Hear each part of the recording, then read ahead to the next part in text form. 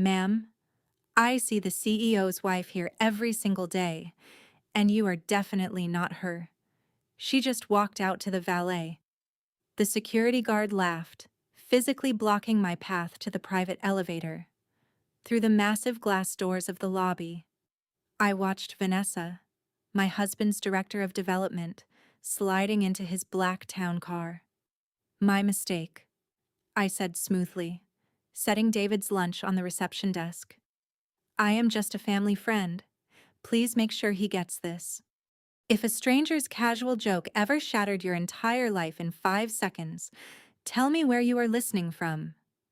I walked out the door, sitting in my 10-year-old sedan across the street from the shimmering glass facade of Vanguard Development. I did not cry. My hands rested lightly on the steering wheel. The engine was off, but I could feel a strange vibration in my chest. It was not a panic attack. It was the absolute, chilling clarity of a structural engineer realizing that the foundation she had spent 28 years pouring was cracked beyond repair. At 1:15 in the afternoon, my phone buzzed against the center console. I stared at the screen. A message from David. Thank you for the lunch. I am buried in back-to-back meetings. Love you. Love you. The words looked entirely foreign. For a decade, I had stepped back from my own thriving career to manage the invisible scaffolding of his life. I balanced our personal ledgers, optimized his tax structures, and ensured he had the mental bandwidth to climb from a mid-level manager to the chief executive officer of a real estate empire. I was the silent partner. He always told me I was the concrete base that allowed him to build skyscrapers. Now, I sat there processing the guard's casual certainty. The CEO's wife just left, Vanessa. She was 10 years younger, wore designer suits, and carried herself like she owned the building. She did not just work with David. She paraded as his spouse. The guard saw her every single day. It was an established, unquestioned reality within those walls. I thought about the subtle changes over the past few months. David coming home later than usual, the sudden, unexplained corporate retreats to Aspen, the faint trace of a floral, expensive perfume on his collars that I had mentally dismissed as proximity in crowded boardrooms. I remembered the charge on our joint credit card from a boutique jewelry store last December. He claimed it was a corporate gift for an outgoing director. I had nodded, completely accepting his rationale because it made logical sense. He used my own rationality against me. I did not march back into that lobby. I did not scream or demand a public confrontation. Noise is just wasted energy.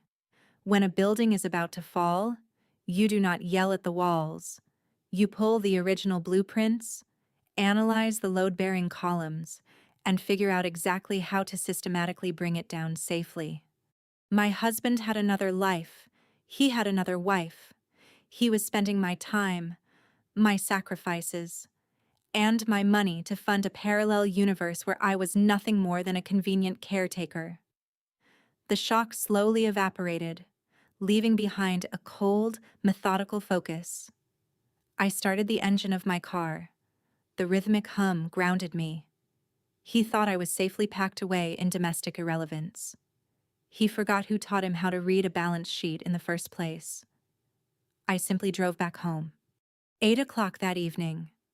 The dining room was bathed in the warm, golden glow of the pendant lights. I had prepared grilled salmon and asparagus, perfectly timed for David's arrival. When the front door opened, he stepped inside with an exhausted sigh, playing the role of the weary, dedicated provider flawlessly. He dropped his leather briefcase by the console table and loosened his silk tie.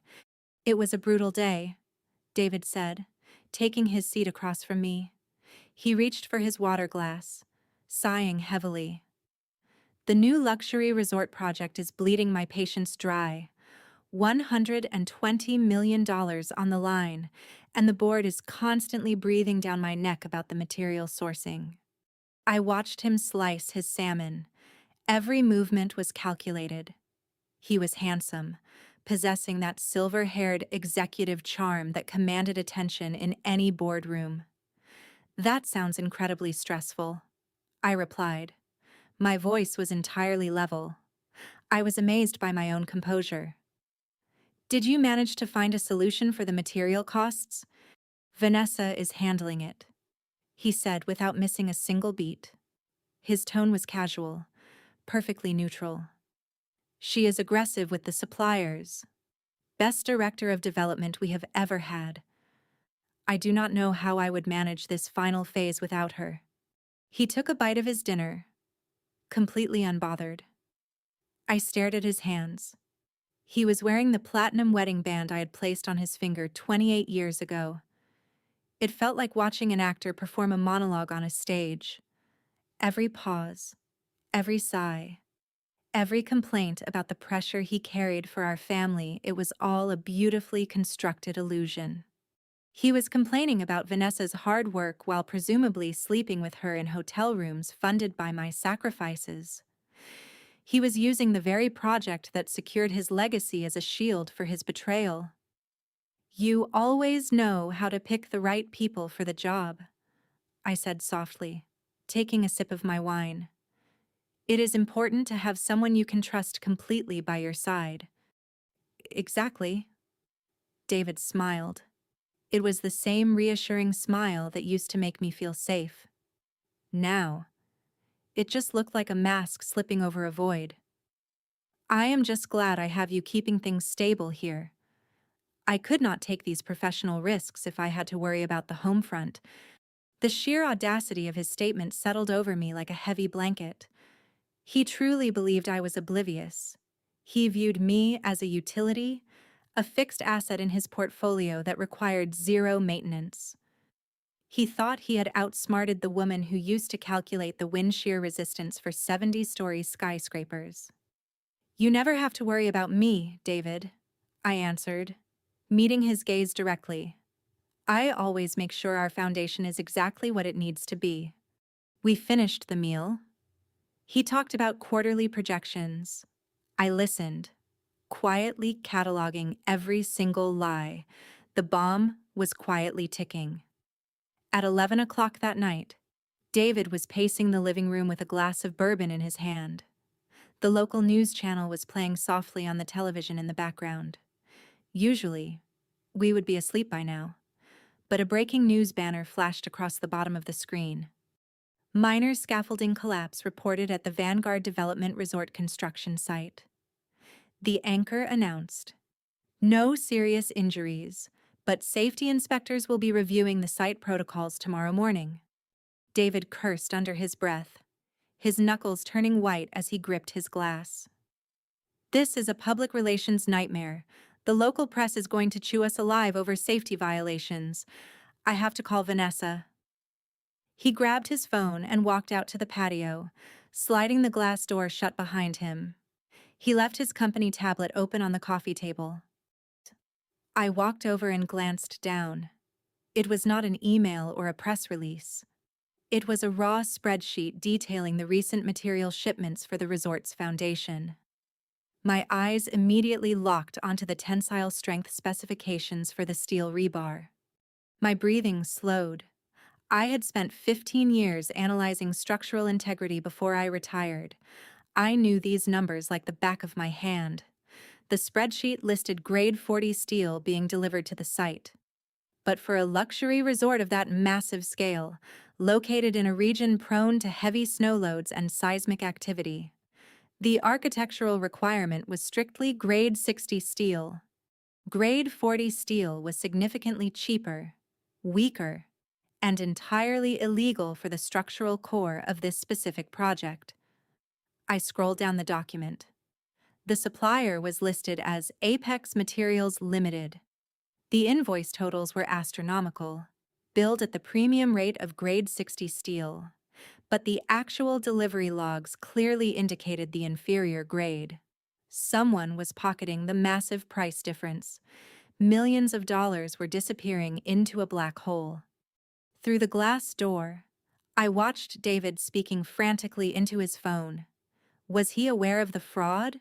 Or was Vanessa, the aggressive director of development, running a side scheme of her own? A structural failure of this magnitude would not just result in a lawsuit, it would result in federal criminal charges, corporate bankruptcy, and potential prison time. David had anchored his entire legacy to this resort. He had anchored our financial security to Vanguard, and his brilliant, untouchable mistress was building his empire on a foundation of literal scrap metal. The scaffolding collapse tonight was just a minor tremor. The real earthquake was waiting beneath the soil. I picked up my own phone and snapped 3 clear, high-resolution photographs of his screen, making sure the dates, the supplier name, and the material grades were perfectly legible. I closed the spreadsheet exactly as he had left it, then backed away from the table. I sat back down on the sofa, picking up my book just as the patio door slid open. David walked in, looking pale. He rubbed his temples, feigning calm. "Everything is handled. Just a minor contractor error." "I am sure it is," I said. I knew his empire would fall. The next morning, I drove to the Whispering Pines Care Facility to visit my father. He was 82 years old and entirely dependent on constant medical supervision due to his advancing Alzheimer's disease. My father was a retired architect, the man who first taught me how to read blueprints and calculate load distributions when I was just a little girl. He was my absolute hero. I walked into his room and found him sitting by the window, wrapped in a thin blanket, looking confused and unusually frail. His regular private nurse, a kind woman named Sarah, was nowhere to be seen. Instead, a hurried facility assistant was quickly checking his vitals before rushing toward the door. "Excuse me," I said gently, stepping in her path. "Where is Sarah today? My father needs his morning physical therapy session." The assistant looked at her clipboard, a flicker of pity crossing her face. "I am sorry. Mrs. Hartman, your husband, David, contacted our billing department 3 months ago. He officially downgraded your father's care package to the basic tier, citing corporate financial tightening, private nursing, and specialized therapy were canceled." The room suddenly felt completely devoid of oxygen. I stared at the woman, unable to process the words. "He downgraded the care package. Are you absolutely certain?" "Yes, ma'am. The financial directive was signed by David Hartman. He holds the primary financial power of attorney over the joint health savings account. He instructed us not to worry you with the administrative details." I looked over at my father. His hands were trembling slightly as he tried to button his cardigan. The man who had given me everything, who had celebrated my engineering degree with tears in his eyes, was now sitting in a cold room, deprived of the care he desperately needed. David had stolen from the man who could not defend himself. He had secretly gutted my father's medical fund to pad his own pockets. To buy designer suits for Vanessa, to pay the exorbitant monthly rent on a luxury penthouse in Aspen. He had literally traded my father's physical well-being for a bottle of expensive French wine. A profound, icy rage settled deep into my bones. Until this exact moment, I had viewed David's infidelity as a deeply painful betrayal of our marriage. But this was not just infidelity. This was an act of profound cruelty. This was financial abuse directed at a vulnerable, defenseless old man. I walked over to my father, kneeling beside his chair, and took his trembling, fragile hands in mine. I kissed his knuckles, fighting back the fierce urge to scream. I would not cry. Crying was a useless reaction that solved absolutely nothing. "Do not worry, Dad," I whispered softly into the quiet room. "I am going to fix this. I am going to fix everything." I walked out to the hallway, pulled out my phone, and transferred $50,000 from my personal emergency savings directly to the facility's administrative office. I reinstated his premium care package immediately. I began planning a war. The hallway of the Whispering Pines Care Facility was quiet, save for the soft hum of medical equipment. After transferring the $50,000 to secure my father's premium care, I walked back toward his room. A tall, impeccably dressed man with silver hair was sitting on the bench outside the door. It was Arthur. He was a senior member of the Vanguard Development Board and one of the few people who had known my father before the Alzheimer's took his sharp mind. Arthur stood up, leaning slightly on his wooden cane. "Julia," he said, his voice thick with a mixture of warmth and sorrow. "I came to read to him for an hour. The nurses told me about the funding issue. I am so sorry." "It is handled," I replied, sitting heavily on the bench beside him. David authorized the downgrade quietly. He did not think I would check the specific billing codes. Arthur looked at me, his sharp blue eyes missing nothing. He had seen David's ruthless corporate maneuvers for years. "Your father was a brilliant architect, Julia, and he raised an even more brilliant structural engineer.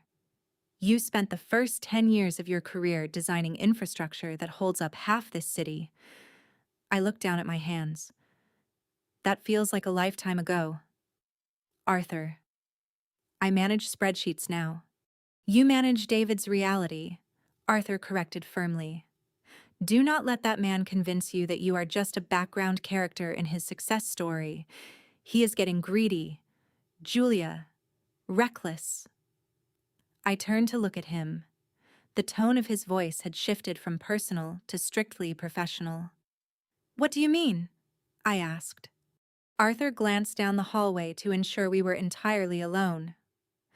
"David has been pushing the board aggressively this past month. The new luxury resort is hemorrhaging capital due to the safety incident and material delays. He needs a massive cash injection to keep the investors from pulling out. And he proposed offering your family's heritage land as collateral for a new corporate loan," Arthur said quietly. "He told the board that you were fully on board with the transfer. He said you were eager to liquidate the asset to support Vanguard." A cold knot tightened in my stomach. The heritage land was the last remaining asset from my mother's side of the family. It was a pristine, highly valuable acreage that David had always coveted for a future commercial build. "He needs my signature for that," I said. He assured the board he would have the paperwork finalized and signed by next Friday. Arthur replied. He reached out and patted my shoulder. "Watch your back. Julia, a desperate man will burn his own house down to stay warm." The warning was absolutely clear. Driving back to our suburban house, Arthur's words echoed in the quiet space of my car. "You manage his reality." It was the most accurate description of my 28-year marriage. When David and I first met, I was the one making headlines. I was the lead structural engineer on the massive downtown bridge project. I spent my days in hard hats, reviewing tension loads and concrete stress tests. David was an ambitious mid-level manager with big dreams but very little organizational discipline. He was brilliant at selling a vision, but he was terrible at building the actual foundation. When he launched his first independent real estate venture, he was drowning in tax complexities and payroll errors. I took a brief leave of absence to help him organize his ledgers. I created the financial architecture that saved his company from early bankruptcy. That brief leave turned into 6 months, then a year, and eventually, a permanent resignation from my own engineering firm. It did not happen overnight. It was a slow, gradual shift. The trap of normalization is incredibly quiet. David would praise my financial acumen, telling me constantly that I was the only person he trusted with his livelihood. He convinced me that our partnership was a joint empire. Over the years, my identity as a top-tier engineer faded. I became Julia, the supportive wife, Julia, The quiet accountant. Julia, the woman who handled the tedious domestic and financial burdens so her husband could soar. I sacrificed my own towering ambitions to ensure his foundation remained flawless. And because I never complained. Because I made it look so effortless. David eventually forgot how much heavy lifting I was actually doing. He began to view my quiet support as a lack of ambition. He mistook my calm efficiency for dullness. He thought the concrete was just there, naturally, existing only to hold up his glass castle. I parked the car in our driveway. The house was spotless, quiet, and entirely empty.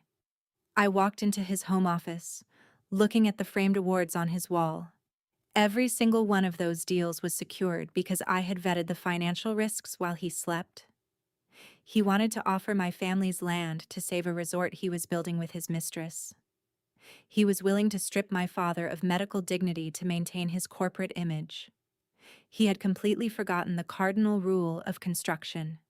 He underestimated his foundation. At 2 o'clock in the morning, the house was entirely silent. David was breathing heavily in the master bedroom, dead to the world after another exhausting day at the office. I sat at his mahogany desk, the blue light of his computer monitor illuminating the dark room. I did not need to guess his passwords. I managed the IT security protocols for our home network. I bypassed his lock screen and immediately opened our primary joint banking portal. For the past 3 years, David had insisted on managing the bulk of our high-yield savings transfers, claiming his Vanguard connections gave us better interest rates.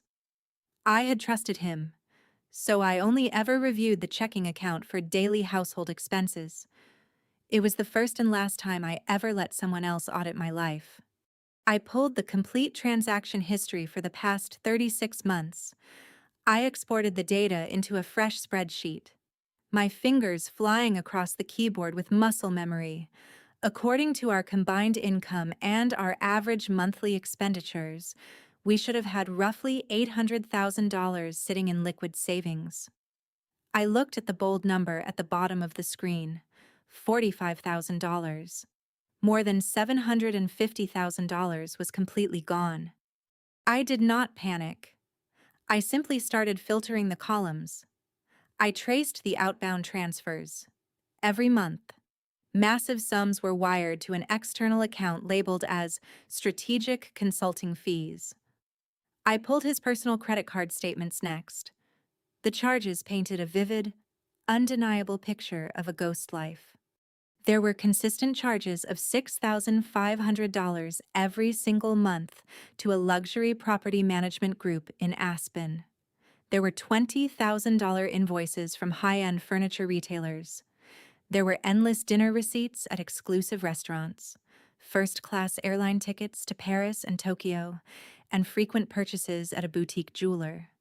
He was not just having a casual affair, he was fully supporting a second household. He was living a life of extreme luxury with Vanessa, funded entirely by the wealth we had supposedly built together, while I was clipping coupons and maintaining a strict household budget to prepare for our early retirement. He was buying cashmere throws and vintage champagne. I meticulously took screenshots of every single transfer, every hotel booking, and every jewelry receipt. I organized them into a heavily encrypted folder on a secure cloud drive. I cross-referenced the dates of his weekend board retreats with the luxury hotel stays. Everything aligned perfectly. The math was flawless. On Thursday morning, David packed a small duffel bag. He kissed my forehead, smelling of mint and expensive aftershave. "I have to drive up to Aspen to survey a potential new site," he said smoothly. "I will be back late tomorrow night." "Drive safely," I replied. The moment his car pulled out of the driveway, I went straight to his desk. In the back of his bottom drawer, hidden inside a vintage watchbox he never used, I found a sleek, silver keycard. It had a small logo printed on the back: the Summit Residences. I grabbed my coat and drove 3 hours into the mountains. The summit was a heavily guarded, ultra-luxury building in the heart of Aspen. I parked a few blocks away and walked to the entrance. I waited for a group of residents to enter, slipping through the main doors behind them. I took the elevator to the penthouse floor. I swiped the silver keycard against the reader of Unit 402. The heavy door clicked and swung open. I stepped inside. The apartment was breathtaking. Floor-to-ceiling windows offered a panoramic view of the snow-capped mountains.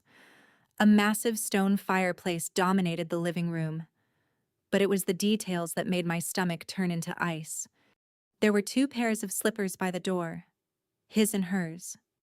A framed photograph on the mantel showed David and Vanessa smiling on a yacht, their faces pressed close together.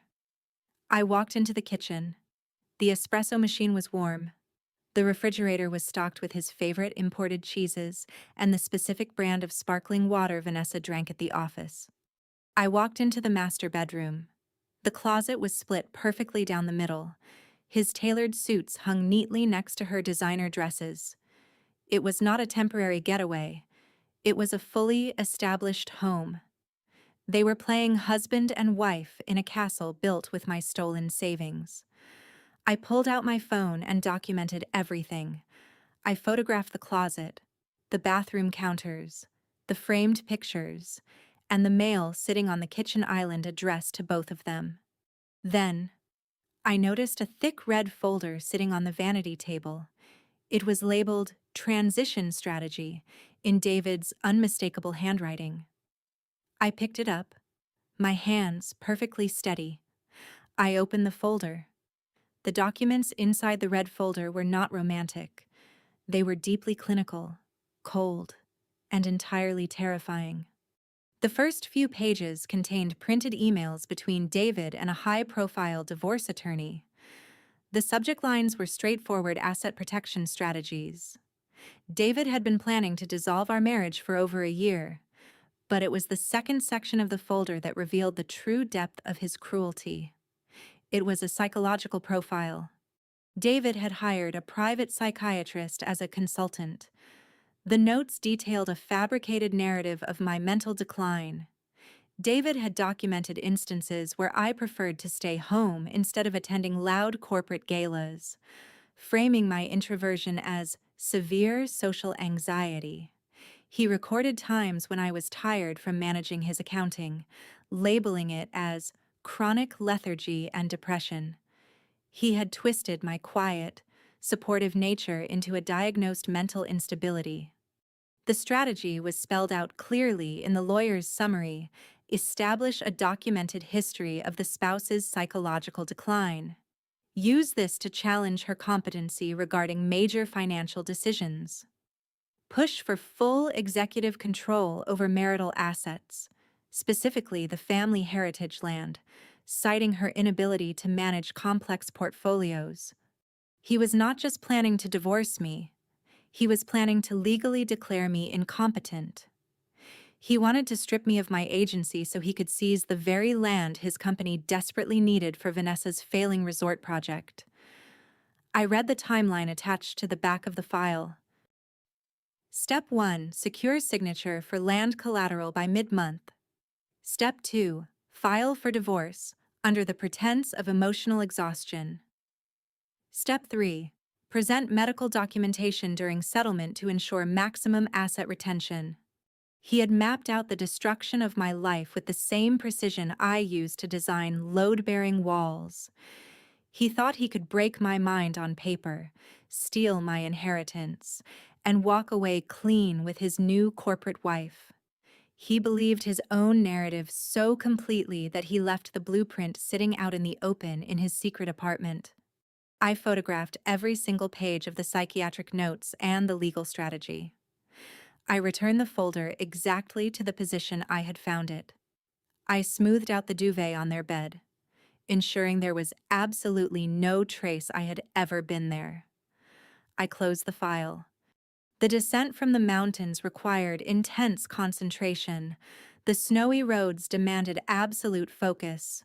mirroring the strict compartmentalization happening inside my mind. I processed the psychiatric profile with the exact detachment I once used to analyze catastrophic load failures. David assumed a fabricated narrative of depression would simply overwhelm my defenses. He did not realize he had just handed me the complete schematic of his assault. You cannot counter a strike you cannot anticipate. Now, every single one of his upcoming maneuvers was visible to me. I arrived back at our suburban house and immediately unpacked the weekly groceries. I sorted the produce, organized the pantry, and prepared a standing rib roast. When David returned the following evening, he looked appropriately exhausted from his fictitious site survey. He dropped his bags heavily, playing the weary executive. I had dinner waiting on the table, exactly as a docile, dependent wife should. "How was the terrain survey?" I asked, pouring him a glass of sparkling water. "Absolutely brutal." He sighed, pulling out his chair and loosening his silk tie. "The elevation is causing logistical nightmares. Vanessa and the engineering team are pushing the schedule hard, but the local contractors are fighting us on every single milestone. The weather is not helping either." I watched him lie with breathtaking fluency. He was the undisputed master of his own fictional universe, entirely convinced of his intellectual superiority. He truly believed I was absorbing every single word as gospel truth.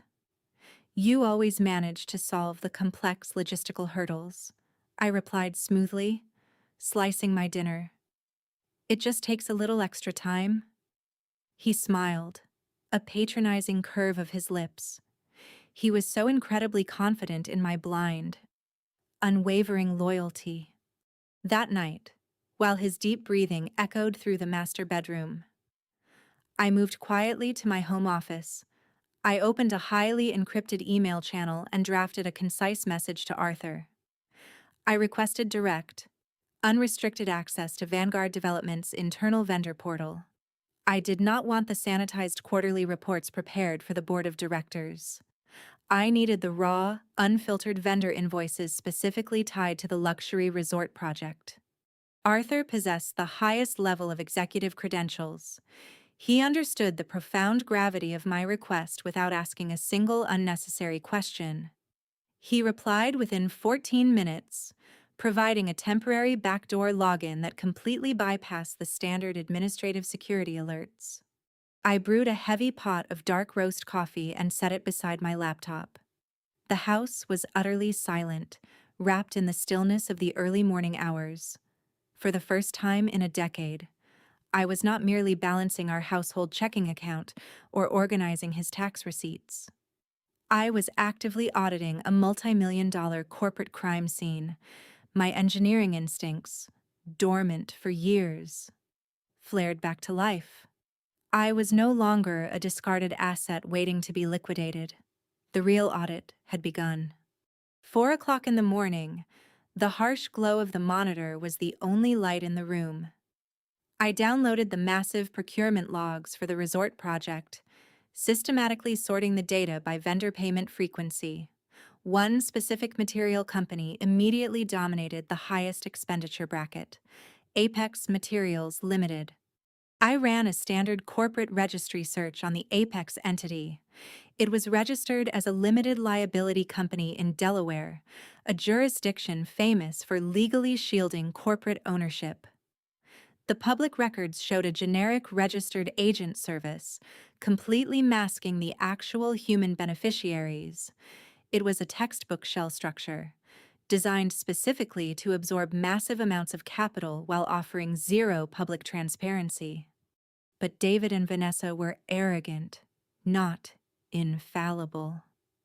I opened our joint household bank records, the exact ledgers detailing the $500,000 David had siphoned away over the last 3 years. I tracked the complex routing numbers of his outgoing consulting wires. They bounced smoothly through 2 intermediary accounts before landing in a final, quiet destination ledger. I cross-referenced that final routing number with the corporate payment destination Vanguard utilized to pay Apex Materials Limited. They were a perfect, identical match. My husband was not just stealing from our personal savings to fund his high-end infidelity. He was actively funneling Vanguard's corporate capital into the exact same offshore account. I dug deeper into the specific vendor approval history. Every single invoice submitted by Apex Materials had been expedited, bypassing standard protocol, and officially approved by one person, Vanessa. I needed a human name. I accessed a specialized forensic accounting database I used to utilize during complex infrastructure audits. I traced the obscure property tax records linked to the corporate mailing address of Apex Materials. It was a modest, decaying commercial warehouse on the outskirts of Denver, owned completely by a man named Julian Vance. I searched his name across public social media registries. Julian Vance was a mid-level, relatively unknown construction contractor. He was also prominently featured in several older, supposedly deleted photographs on Vanessa's secondary social media accounts. They were standing on a sunny beach in Mexico, holding drinks, long before she ever joined Vanguard Development. The architecture of their fraud was beautifully simple. Vanessa approved wildly inflated invoices for raw materials from her secret lover's shell company, David. Entirely blinded by his affair with Vanessa, simply rubber-stamped the overall project budgets, completely unaware that his brilliant mistress was running a highly lucrative secondary scheme right under his nose. David thought he was the ultimate puppet master, meticulously planning my psychological demise. He had absolutely no idea he was merely a highly profitable mark for a pair of professional grifters. He was unknowingly financing his own eventual destruction. I saved every document. The financial theft was massive, but corporate fraud rarely results in the kind of immediate, visceral destruction I required for this particular betrayal. I needed the physical proof of their professional negligence. I needed the fundamental structural flaw. I accessed the detailed architectural blueprints for the resort project, stored securely within the Vanguard portal. The files were massive, detailing a sprawling, multi-tiered luxury complex built directly into the side of a steep, unstable mountain incline. The structural integrity of the entire facility relied entirely on a complex subterranean foundation grid. I opened the material specification sheet embedded deep in the original engineering report. For a structure bearing that immense, shifting load in an active seismic zone, the architectural mandate strictly required high-yield, grade 60 reinforced steel. Anything less would inevitably buckle under the combined weight of heavy winter snowpack and natural foundational shifting. I pulled up the delivery manifests from Apex Materials Limited. The invoices aggressively billed Vanguard Development for premium grade 60 steel. I then accessed the actual freight shipping logs from the secondary transport company that moved the physical cargo across state lines. Transport companies bill by strict weight and material classification for their own insurance purposes. The freight manifests clearly listed the cargo as commercial grade 40 steel. Vanessa and Julian were not simply overcharging the company for premium building materials. They were actively purchasing cheap, inferior scrap metal, billing Vanguard for the highest quality steel available, and casually pocketing the massive financial variance. My heart beat with a slow, steady rhythm. This was no longer just a white-collar financial crime. This was a catastrophic threat to human life. I opened an advanced structural rendering program I had not touched in a decade. I imported the resort's architectural blueprints and manually adjusted the foundation parameters, replacing the grade 60 variables with the grade 40 stress limits. I initiated the environmental simulation, adding the standard winter snow load and the baseline seismic vibrations typical for that specific mountain elevation. The heavy rendering processed for 10 agonizing minutes. A green progress bar inched across the screen, relentlessly calculating the tension, the sheer force, and the inevitable structural fatigue. The screen suddenly flashed a brilliant, violent red. The simulation displayed a complete, unrecoverable foundation collapse within 3 years of completion. The inferior steel would yield, snapping under the immense natural pressure, dragging the entire luxury complex violently down the mountainside. Hundreds of innocent people could be killed. David was aggressively pushing the board for more immediate funding to finish this exact building. He was anchoring his entire professional legacy to a multi-million-dollar coffin. And he actively wanted to use my family's heritage land to secure the final loans. I closed the simulation program. The trap was perfectly set. Saturday morning sunlight poured brightly through the kitchen windows, illuminating the pristine granite countertops. I was quietly pouring a fresh cup of coffee when David walked in, dressed in a casual cashmere sweater. He carried a thick manila envelope, placing it deliberately on the kitchen island right between us. "Good morning," he said, his tone carrying an artificial, heavy weight of corporate exhaustion. "We need to have a difficult conversation." "About what?" I asked, taking a slow sip of my coffee, projecting absolute serenity. He tapped the thick envelope. "The resort project is facing a severe liquidity crisis. The recent scaffolding incident spooked our primary institutional lenders. The board is demanding an immediate collateral injection to keep the credit lines open and the construction moving forward." He paused, looking at me with absolute, perfectly manufactured sincerity. "I need you to sign the transfer authorization for your family's land. Vanguard will leverage it temporarily. It is the absolutely only way to save the project. Julia, it is the only way to protect our future." It was a masterful, chilling performance. He framed the systematic theft of my inheritance as an act of mutual preservation. If I had not seen the divorce strategy outlining his plan to declare me incompetent, I might have genuinely believed the urgency in his voice. "You want to mortgage the heritage land." I kept my voice perfectly flat, showing no outward resistance or panic. "It is just a formality," David insisted, leaning closer, attempting to project husbandly reassurance. "A temporary hold. The project will generate massive returns by early next year, and we will immediately clear the lien. I know how much that land means to you, but I need you to trust me. Please, sign the authorization to ease both of our financial burdens." He was actively using my supposed mental fragility as leverage, implying that managing the asset was too much for me to handle alone. "I completely understand the pressure you are under," I replied calmly, setting my warm mug down on the counter. "But this is a massive decision involving a generational family asset. I need exactly 1 week to review the terms." His jaw tightened instantly, a brief flash of genuine irritation breaking through his carefully cultivated mask. "We do not have a week, Julia. The lenders are circling right now. They need an answer today. 1 week, David. That is my final answer." He stared at me, trying to aggressively gauge if this was a symptom of my fabricated depression or genuine defiance. Convinced he still held the absolute upper hand, he exhaled sharply and grabbed his luxury car keys off the table.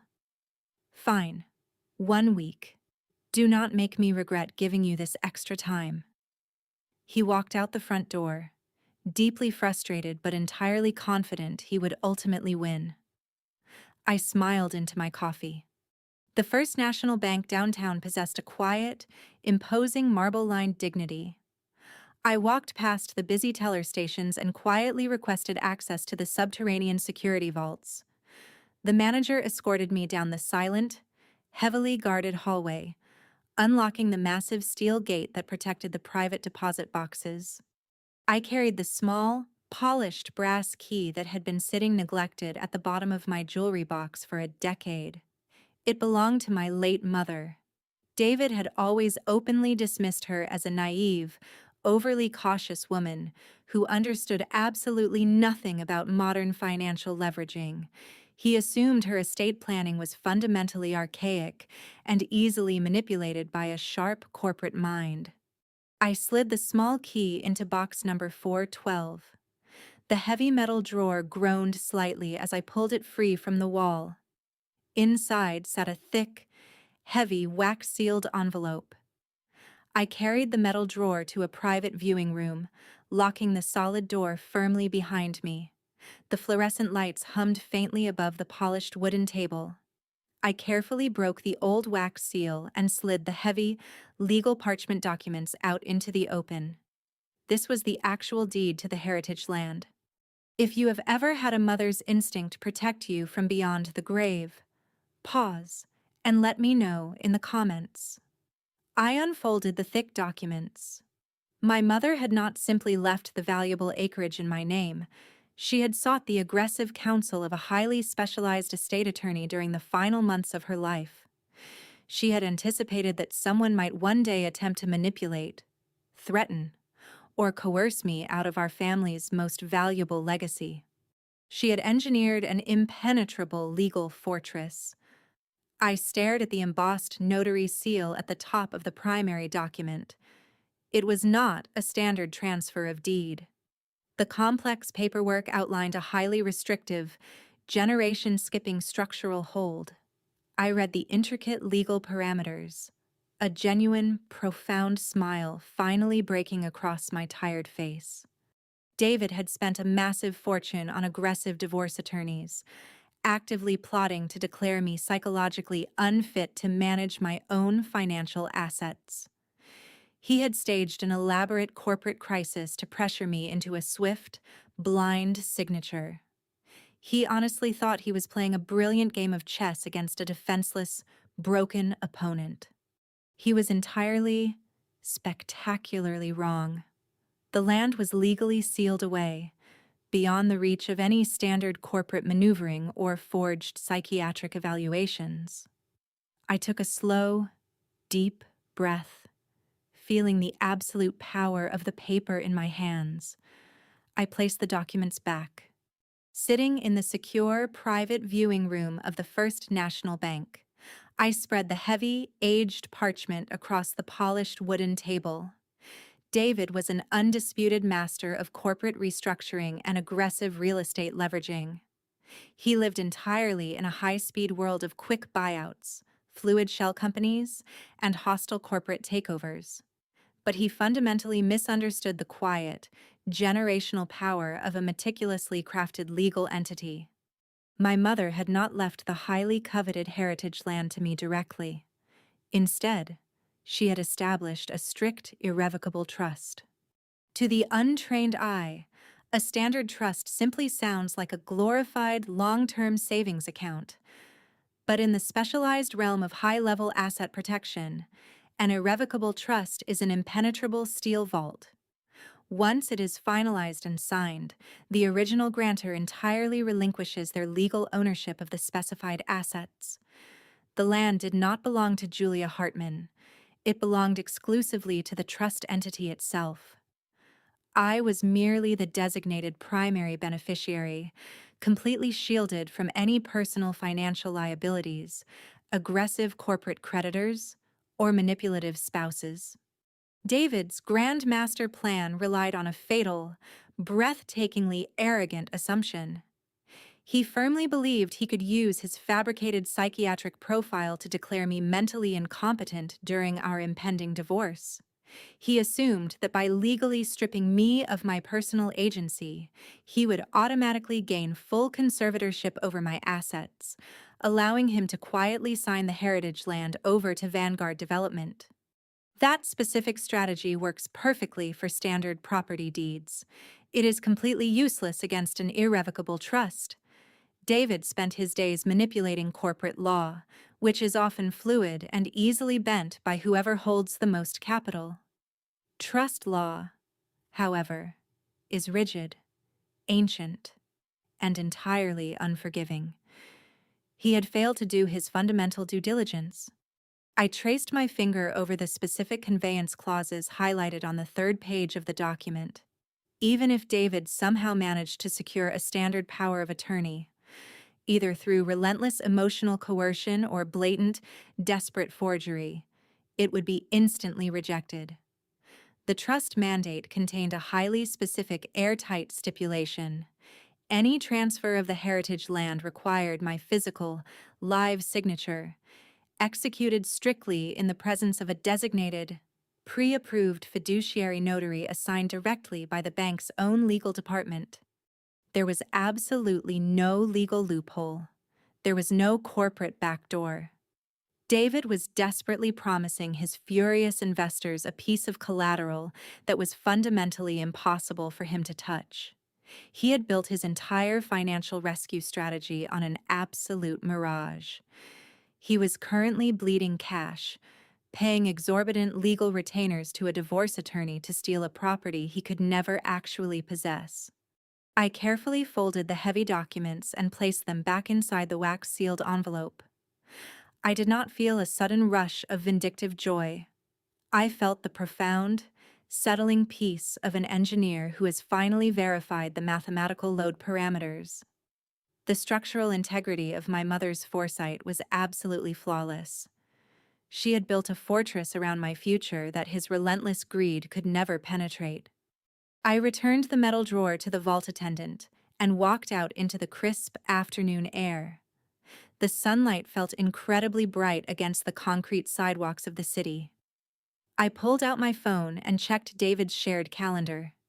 He had blocked out his entire Wednesday for administrative asset restructuring. He was obviously preparing the fraudulent paperwork for his final push. He desperately needed my signature. I prepared my alibi. Wednesday morning arrived with a heavy, oppressive gray overcast. David left the house early, wearing his most intimidating bespoke suit and a perfectly calibrated expression of corporate stress. He mentioned casually that his legal team was finalizing the temporary leverage paperwork for the heritage land. He expected me to be home that evening, ready and compliant, eager to blindly sign my name on the dotted line to save his precious company. I watched his luxury vehicle disappear down the quiet suburban street. Then, I drove directly to the Whispering Pines Care Facility. When I arrived at 9 o'clock, the facility was bustling with the loud, chaotic morning shift change. I walked into my father's room and found him resting quietly. I had already instructed Sarah, his recently reinstated private nurse, to monitor his vitals exceptionally closely today. Because David had ruthlessly cut his premium medication plan for 3 months prior, my father's blood pressure had grown dangerously erratic and highly unpredictable. By 10:30, his monitors began to beep with an irregular, concerning rhythm. I did not hesitate. I immediately summoned the floor supervisor and demanded an emergency transfer to the closest hospital. Within 15 minutes, the paramedics were wheeling my father through the wide sliding doors of the facility. I climbed into the back of the screaming ambulance, holding his fragile, trembling hand as we sped towards St. Jude Medical Center. This was not a manufactured crisis. It was the direct, inevitable consequence of David's financial cruelty. I was simply ensuring that the devastating results of his cruelty were meticulously documented. We arrived at the bustling emergency room exactly at 11:15. I stepped out of the ambulance and walked directly beneath the high-definition security camera mounted prominently above the triage bay. I made sure to look up, ensuring my face was perfectly captured in the digital frame. The hospital corridors were a chaotic blur of sterile white tiles and urgent voices. I made sure to interact deliberately with the central security desk, asking for basic directions I already knew. For the next 7 hours, I did not leave the hospital. I sat in the harsh, fluorescent light of the waiting room, entirely visible to dozens of hospital staff members. I spoke extensively with the attending cardiologist, the shift charge nurse, and the administrative billing department. I deliberately signed 5 separate legally binding medical consent forms. Each specific signature was time-stamped, strictly dated, and explicitly witnessed by licensed medical professionals. I was leaving an undeniable, heavily verified paper trail across one of the most highly secure facilities in the entire state. I was building a solid wall of concrete around my timeline. David's entire corporate survival strategy hinged on his ability to forge or force a legal transaction today. If he resorted to generating a fraudulent power of attorney document, he would need to aggressively date it during normal business hours to properly submit it to his corporate lenders. By 5 o'clock in the evening, my father's heart rate had finally stabilized. The doctors moved him to a quiet recovery ward. I sat in the plastic chair beside his bed, listening to the steady, rhythmic beeping of the heart monitor. It was a deeply soothing sound. My phone buzzed heavily in my coat pocket. A text message from Arthur. The board is incredibly restless. Vanguard is bleeding out. Are you ready? I looked at my father, sleeping peacefully, entirely safe from the man who had callously tried to discard him. The trap was primed. Thursday morning. The city was completely blanketed in a dense, freezing fog that obscured the high-rise buildings. I met Arthur at a quiet, unassuming coffee shop situated far away from the towering financial district. The small cafe was practically empty, smelling strongly of roasted espresso and damp wool coats. I sat in a secluded corner booth facing the front door, sipping a dark black coffee. Arthur arrived precisely at 8 o'clock. He slid into the wooden booth across from me, his face grim and deeply lined with stress. He did not bother with empty pleasantries or standard small talk. He simply looked at me, his sharp blue eyes searching my face for any sign of hesitation or lingering emotional attachment. I opened my leather tote bag and pulled out a heavily encrypted black USB drive. I slid it slowly across the wooden table. Arthur covered it with his large hand, his fingers resting firmly on the sleek metal. What exactly am I looking at, Julia? He asked, his voice low and incredibly serious.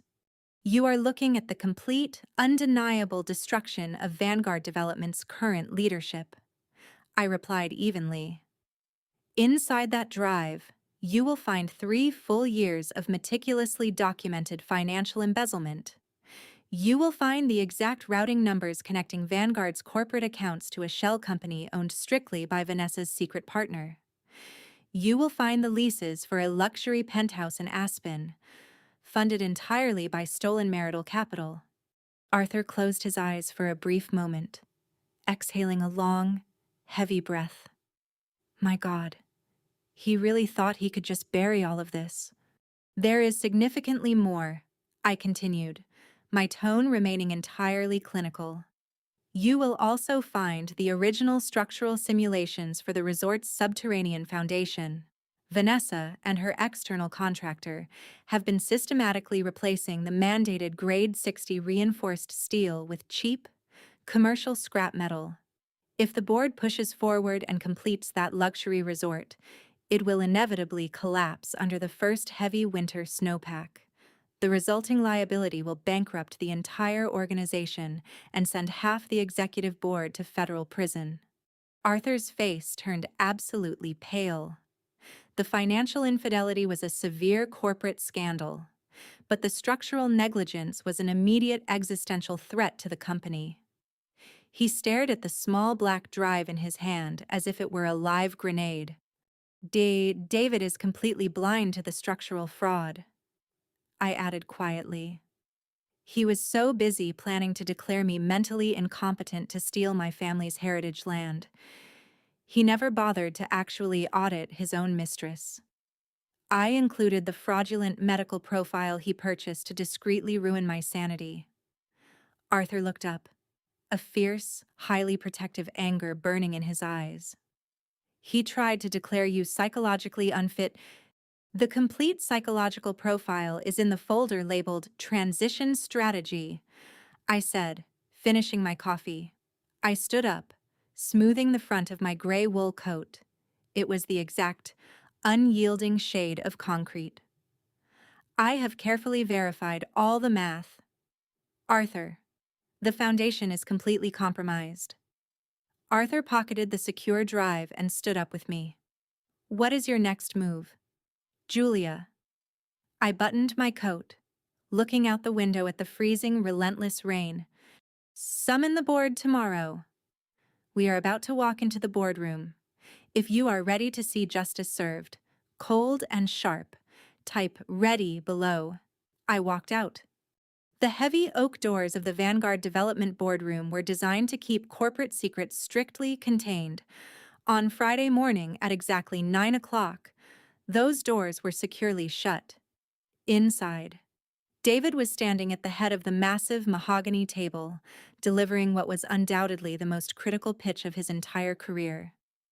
Vanessa sat to his immediate right, her posture projecting absolute authority and unwavering support. Arthur stood quietly beside me in the polished marble hallway. He did not ask if I was ready. He already knew the answer. He pressed his hand against the brass handle and pushed the heavy door open. The low hum of David's baritone voice instantly cut off. The sudden silence in the room was deafening. 15 senior executives and primary investors turned their heads toward the entrance. David froze, his laser pointer hovering over a projected slide detailing temporary liquidity bridges and asset leveraging. Arthur, David said, recovering quickly, though a tight strain clipped his voice. We have already begun the closed executive session, and Julia. He looked at me, a flash of genuine confusion and rising irritation crossing his perfectly groomed face. Sweetheart, what are you doing here?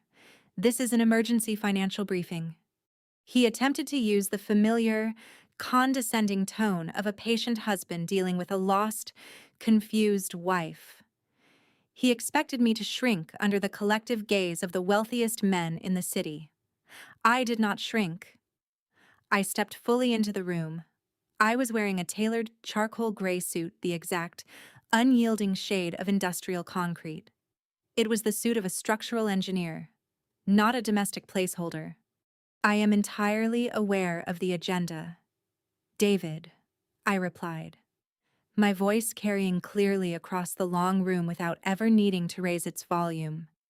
Arthur requested my presence. Arthur walked past David and took his designated seat at the center of the table. Julia is here as a specialized consultant for the board, Arthur stated firmly, leaving absolutely no room for debate. Please, take a seat. Julia. I pulled out the heavy leather chair directly opposite Vanessa. She narrowed her eyes at me, a subtle sneer playing on her lips. She thought she was looking at the woman she had easily replaced, the boring accountant who had failed to hold her husband's attention. David cleared his throat, adjusting his silk tie nervously.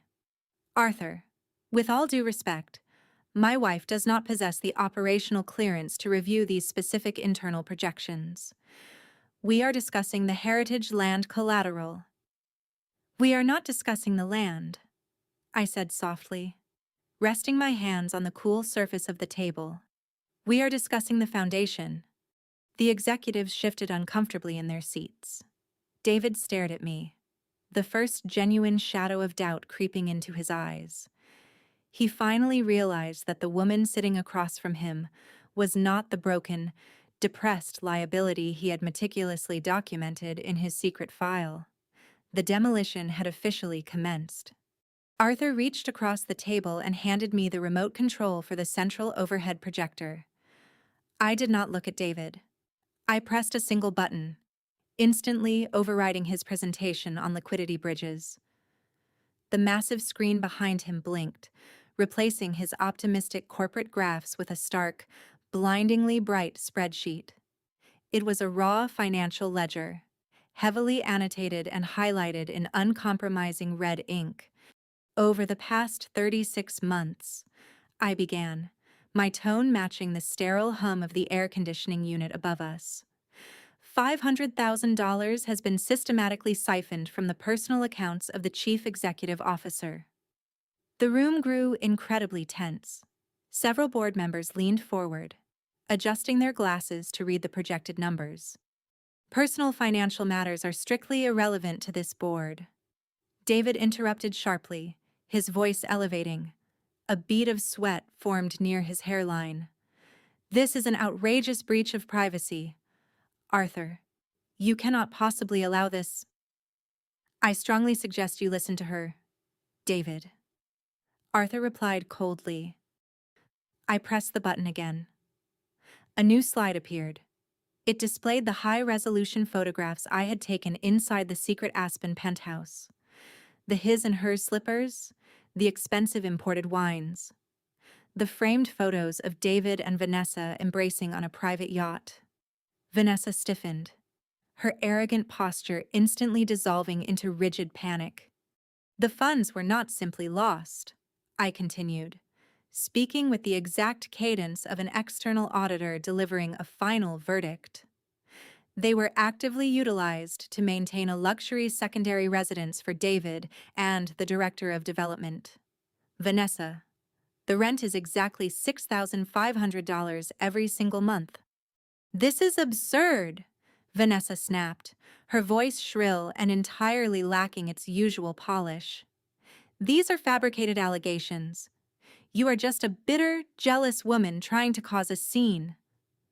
I did not acknowledge her insult. I did not look at her. I kept my eyes fixed entirely on the data. The personal infidelity is merely the context, I stated clearly. I pressed the remote a third time. The screen shifted to display the complex routing numbers I had traced during the early hours of the morning. The actual concern for this executive board is the corporate pipeline. The final destination for the stolen marital funds perfectly matches the offshore routing numbers Vanguard Development currently uses to pay its primary material supplier for the new luxury resort. The entire room seemed to stop breathing. The executives stopped looking at David with confusion and started looking at him with profound, absolute horror. Embezzlement was not a marital dispute. It was a federal crime. David gripped the edge of the mahogany table, his knuckles turning stark white.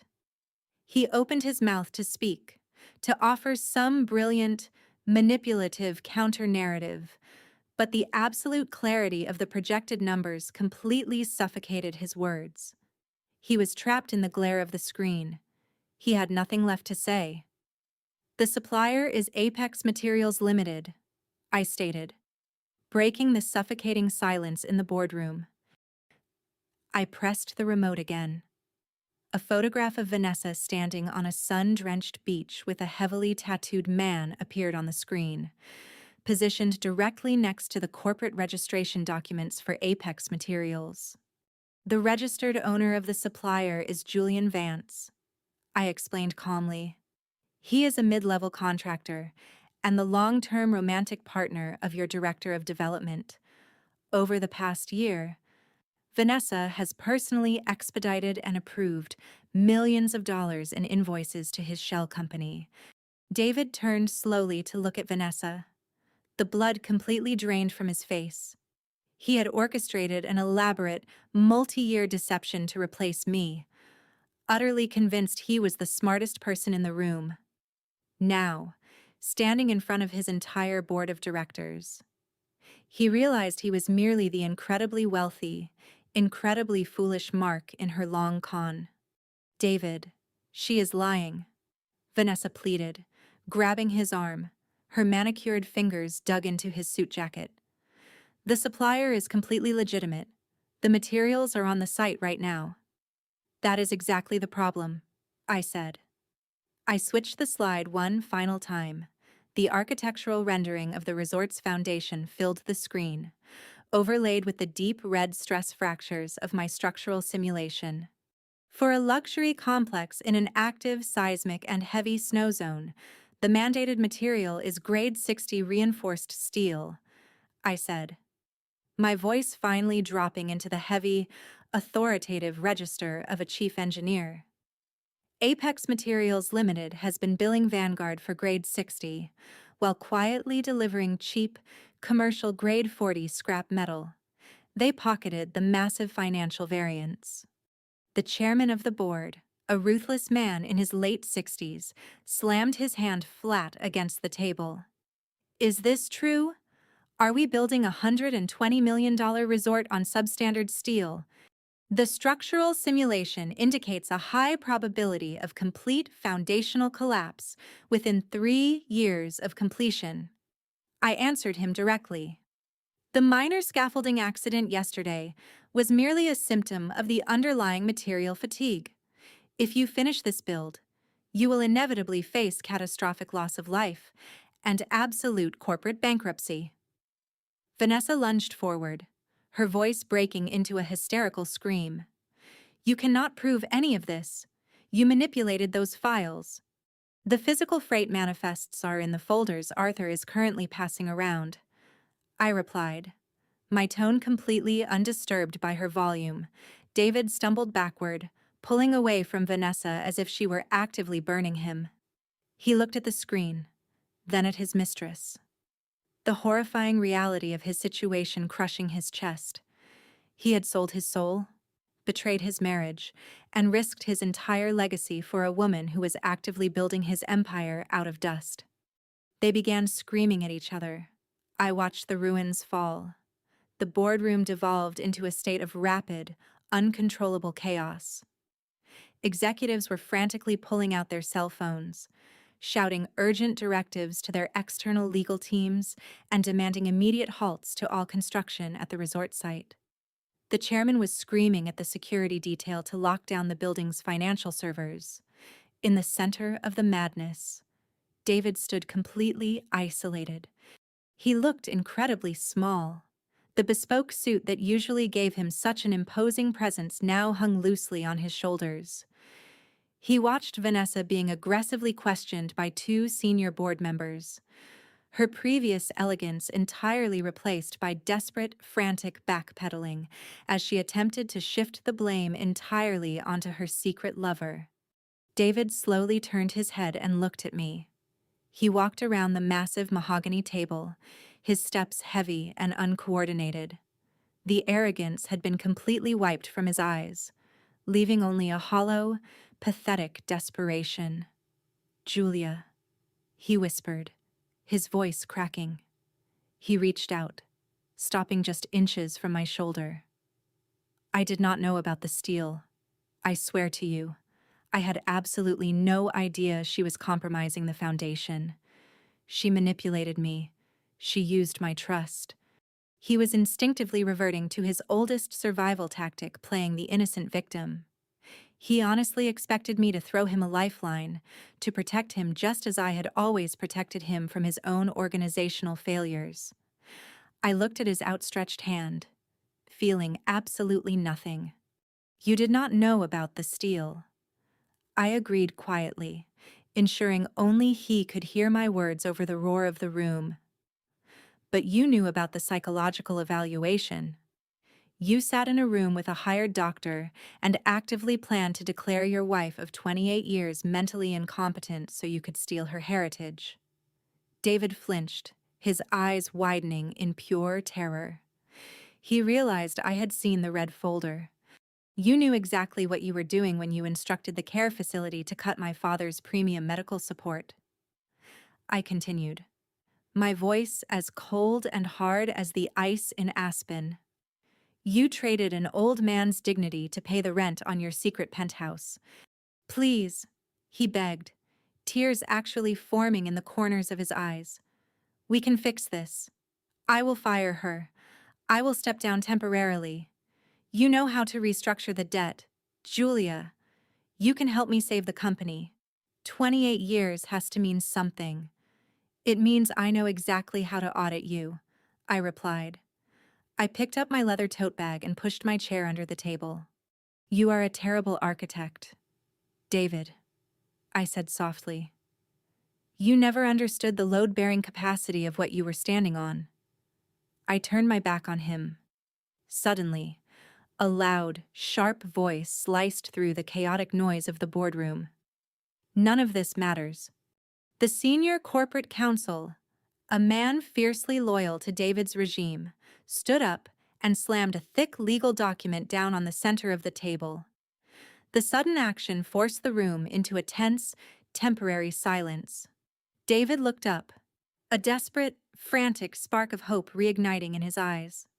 The structural issues can be retrofitted, and the embezzlement can be handled internally, the lawyer declared aggressively, adjusting his glasses. What matters is the immediate corporate liquidity. And, as of Wednesday afternoon, Vanguard Development officially holds the full collateral rights to the Hartman heritage land. We have the capital to survive this. David straightened his posture, a sickeningly familiar smirk attempting to return to his face. He thought he had outmaneuvered me at the very last second. He thought his final, desperate crime had actually worked. Julia signed a comprehensive power of attorney document, the lawyer continued, waving the paper in the air. It grants David full executive authority to mortgage the acreage. The bank has already approved the preliminary bridge loan. Arthur looked at me, a flash of genuine concern crossing his stoic face. I did not blink. I did not raise my voice or argue with the lawyer. I simply opened my briefcase and pulled out a crisp, meticulously organized blue folder. I slid it across the polished wood, stopping it directly in front of the chairman of the board. The power of attorney document in his hand is a blatant, desperate forgery. I stated with absolute, unyielding calm. The lawyer scoffed loudly. It is signed and dated for this past Wednesday at 2 o'clock in the afternoon. It is binding. On Wednesday, from 8 o'clock in the morning until 5 o'clock in the evening. I was physically located in the emergency room at St. Jude Medical Center. I replied, my voice projecting across the silent room. Inside that blue folder, you will find 5 separate medical consent forms bearing my actual signature, time-stamped by the hospital's internal secure network. You will find the sworn, notarized affidavits of the attending cardiologist and the charge nurse. You will also find the facility's GPS and security camera logs, placing me exactly beside my father's bed for the entire duration of the day. David's smirk completely vanished, replaced by an ashen, suffocating dread. Furthermore, I added, looking directly at the suddenly terrified corporate counsel, the land is held in a generation-skipping irrevocable trust. A power of attorney is legally useless. Attempting to leverage it is an act of criminal bank fraud. The lawyer dropped the forged document as if it had caught fire. He took 2 slow steps away from David, immediately distancing himself from the sinking ship. The delusion was entirely over. The room finally went completely black for David. Exactly 2 weeks after the emergency boardroom meeting, the flashing red and blue lights of multiple police cruisers reflected brightly against the pristine glass doors of Vanguard Development. I was not there to witness it personally, but Arthur called me later that afternoon to provide the precise operational details. Vanessa and her secret partner, Julian Vance, were formally escorted out of the building in handcuffs. The federal authorities had moved swiftly once the internal corporate auditors handed over the raw financial data and the falsified material manifests. The charges included wire fraud, corporate embezzlement, and criminal conspiracy to endanger public safety. David was not arrested that day, but his punishment was arguably far more thorough. The board of directors forced his immediate and unconditional resignation. In a desperate bid to distance the corporation from his catastrophic mismanagement, they publicly revoked his severance package and froze his remaining corporate stock options pending a full forensic investigation. The man who had spent his entire adult life obsessing over his public image was now the central figure in the biggest corporate scandal the city had seen in a decade. Our divorce proceedings were breathtakingly brief. When David initially sat down with his aggressively expensive legal team, he still harbored a faint, desperate delusion that he could fight for a portion of our marital assets. My attorney simply slid a single piece of paper across the polished conference table. It was a formal notice from the district attorney's office, confirming that any attempt to legally dispute the stolen $500,000 would immediately trigger a secondary criminal investigation into his personal tax filings. His lawyers strongly advised him to remain completely silent. I retained absolute ownership of our suburban home, my retirement portfolios, and every single cent of the remaining liquid assets. The court systematically liquidated David's luxury vehicles and his private investment accounts to fully restitute the funds he had illegally routed to the Aspen penthouse. He walked out of the family courthouse with exactly nothing.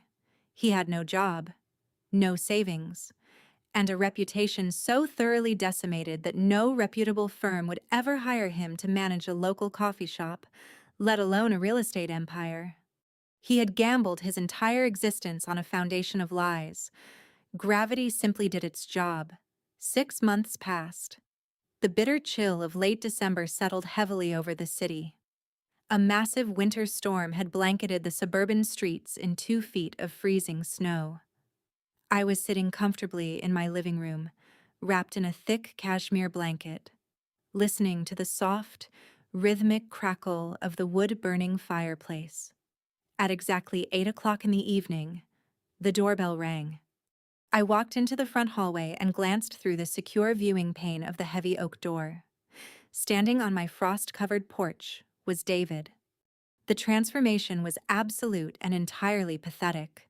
The meticulously tailored Italian suits and the arrogant, silver-haired confidence were completely gone. He was wearing a thin, heavily worn winter coat that offered absolutely no protection against the biting wind. His face was gaunt, his eyes sunken and bloodshot, and he was violently shivering. He looked exactly like a man who had spent the last 3 weeks sleeping on public transit benches. He noticed my shadow behind the glass and pressed his freezing hands against the window pane. "Julia," he pleaded, his voice muffled but clearly thick with desperate tears. "Please, I have absolutely nowhere else to go. My accounts are completely frozen. The creditors took my temporary apartment. It is freezing out here. Just let me sleep on the floor in the study. Just for one night." He was crying. He was using the exact same manipulative, victimized tone he had once used to justify his late nights at the office, hoping to trigger the deep well of maternal sympathy I had offered him for 28 years. He genuinely believed that beneath my cold exterior, the soft, accommodating wife still existed. I stood in the warm, softly lit hallway, looking at the man who had secretly paid a doctor to declare me insane. I looked at the man who had callously cut the medical funding for my helpless, aging father just to buy expensive champagne for his mistress. I felt absolutely zero pity. Pity is a luxury reserved for those who fall by accident, not for those who systematically dismantle their own lives. I did not open the door. I did not offer a final, dramatic speech. I simply reached up, grasped the edge of the heavy thermal blind, and pulled it firmly across the glass. I walked back to the fire. Spring arrived with a quiet, undeniable, persistent warmth, melting the last remnants of the winter snow. I stood on the gentle, rolling incline of my family's heritage land. The air smelled of damp earth and fresh pine. There were no massive, ugly steel girders meant for a toxic luxury resort. Instead, the area was filled with the steady, productive hum of land excavators carefully grading the soil according to my exact, uncompromising specifications. Arthur stood beside me, leaning comfortably on his wooden cane. He took a deep breath of the mountain air and smiled. The board finally managed to sell off the remaining assets of the failed resort project. Arthur noted quietly, "It took a massive financial hit, but Vanguard will survive. We have a new CEO, someone who actually understands the value of a proper audit." "I'm glad to hear it," I replied, keeping my eyes on the construction crew. A few yards away, my father sat securely in a specialized, highly comfortable outdoor wheelchair. His reinstated private nurse, Sarah, was gently adjusting a thick woolen blanket around his shoulders. He was smiling softly at the trees, his face relaxed and entirely at peace. We were standing at the official groundbreaking site for the new Hartman Wellness and Senior Care Facility. When the divorce was finalized, I had taken the recovered marital assets and paired them with a specialized commercial grant. I spent the entire winter sitting at my drafting table, redesigning the architectural blueprints from the ground up. I was no longer a silent accountant hiding in the shadows of a corporate fraud. I was the chief engineer of my own project, building a state-of-the-art sanctuary designed specifically to protect the vulnerable. I looked down at the rolled architectural schematics in my hands. Every load-bearing wall, every foundational pour, and every structural support had been calculated with absolute, flawless precision. There were no cheap shortcuts. There were no hollow shell companies. Every single piece of grade 60 steel was heavily documented and fiercely verified. "You did it, Julia," Arthur said softly, following my gaze toward my father. "You built something truly beautiful." I smiled, feeling the warmth of the sun on my face. The concrete was finally curing. I watched the heavy machinery pour the first massive layer of fresh concrete into the earth. It is a strangely beautiful process, watching a liquid mixture settle, harden, and eventually become an immovable, unyielding force. For 28 years, I had allowed myself to be poured into the invisible, subterranean spaces of another person's life. I believed that love required complete structural submission. I thought that by silently carrying the heavy, unglamorous burdens of our shared existence, I was securing a permanent, unshakable partnership. I was terribly wrong. When you make yourself invisible to support someone else, you do not earn their lasting respect. You simply teach them how to comfortably ignore you. Arrogant, manipulative people always make the exact same fatal miscalculation. They look at the quiet, supportive individuals in their lives, and they see weakness. They see a comfortable ignorance that they can easily exploit for their own endless greed. They believe that because you do not scream, because you do not demand the spotlight, you must be entirely blind to their shadows. But David forgot the most fundamental law of architecture.